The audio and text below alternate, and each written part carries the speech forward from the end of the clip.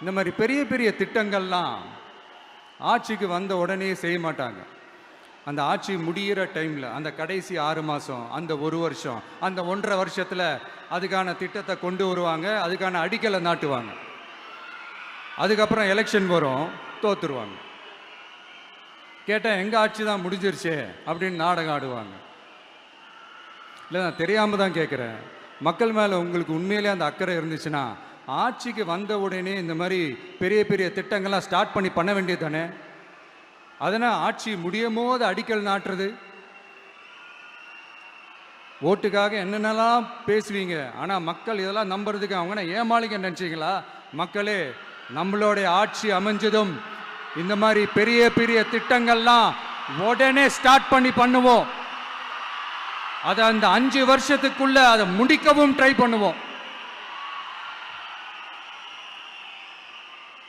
So இப்படிலாம் நம்ம பேசினா, காவிரி பிரச்சனையில் உன் கருத்து என்ன, முல்லை பெரியார் பிரச்சனையில் உன் கருத்து என்ன, இப்படிலாம் அதெல்லாம் பற்றி உனக்கு என்ன தெரியுமா அப்படின்னு கேட்க ஆரம்பிச்சிருவாங்க. ஐயா, உலக மகா மேதைகளே, ROV, ரிமோட்லி ஆப்ரேட்டட் வெஹிக்கிள், அதை வச்சு தண்ணிக்குள்ளேயே போய்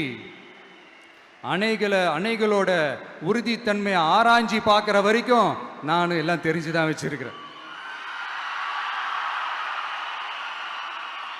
ஒருத்தன் சைலண்டாக இருக்கான், அமைதியாக இருக்கான்னா உடனே அவனுக்கு எதுவுமே தெரியாதுன்னு நினச்சிடாதீங்க.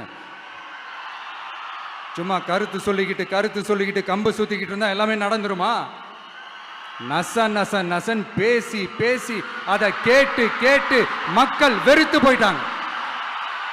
உருப்படியா ஏதாவது யோசிங்கயான்னு மக்கள் நினைக்கிறத யாருக்கு தெரியுதோ தெரியலையோ, எனக்கு அது நல்லாவே தெரியுது.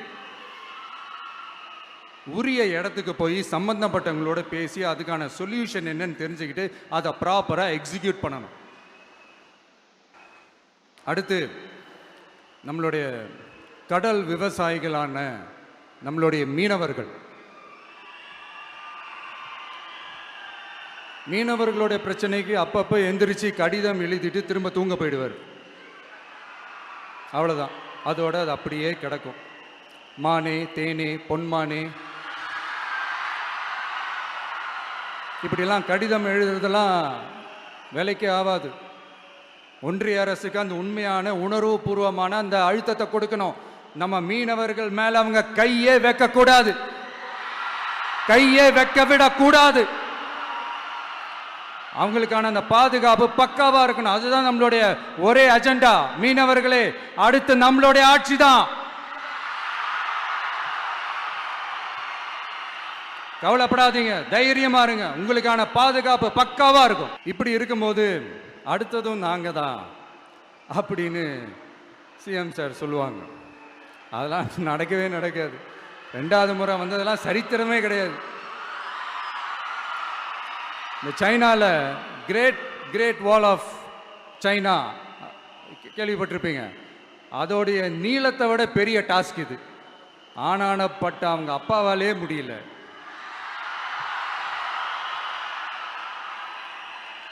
நான் முன்னாடியே சொன்ன மாதிரி உரிய இடத்துக்கு போய் சம்மந்தப்பட்டவங்களோட பேசி அதுக்கான சொல்யூஷன் என்னன்னு தெரிஞ்சுக்கிட்டா அதை எக்ஸிக்யூட் பண்ணுறது தான் ஒரு தெளிவான அரசியல். சும்மா ஆறுதல் சொல்கிறதெல்லாம் தெளிவான அரசியல்லாம் கிடையாது. அதெல்லாம் ஒரு ஹம்பக் அரசியல். அரசியலுக்கு வந்துட்டா கலெக்ஷன் பார்க்கலாம் அப்படின்றதெல்லாம் அரசியல் கிடையாது. உண்மையிலே மக்களுக்கான அந்த உழைப்பு இருக்கணும். அதனால தான் நாம் அரசியலுக்கு வந்திருக்கிறோம். இது எதிரிங்களுக்கு நல்லாவே தெரியும். அதனால தான் நம்மளை சுற்றி அத்தனை சதிகள். அதில் முக்கியமான சதி என்ன தெரியுமா? இதை பாரு, ஒன்று நீ இல்லைனா நான் இல்லைனா நீ இல்லைனா நான். நமக்குள்ள வேற எவனும் நடுவில் வந்துடக்கூடாது. நாம 2 பேரால மட்டும்தான் மக்களை ஈஸியா ஏமாத்த முடியும். இந்த விஜய் வந்ததுனால நமக்கு பொழப்பே போச்சு. மக்கள் வேற அவனை தான் நம்புறாங்க. நாம வெளியே அடிச்சுக்கிற மாதிரி அடிச்சுக்கிட்டாலும் உள்ள நம்மளுடைய டீலிங் பக்காவா இருக்கணும். மக்களோட ஃபீலிங்ஸை பற்றிலாம் நமக்கு கவலை இல்லை, நமக்கு டீலிங் தான் முக்கியம். மாற்றி ஆட்சிக்கு வந்துடலாம்னு நினைச்சோம், ஆனால் அது நடக்காது போல் இருக்கு. அதனால நீ என்ன பண்ற? எஸ்ஓபின்னு போட்டு ஒரு பக்கம் அவனை தடுத்துரு, இன்னொரு பக்கம் அவன் மேல பழி போட்டு நானும் தடுத்துடுறேன். என்ன ஓகேவா? டீலிங் ஓகேவா? ஓவர்.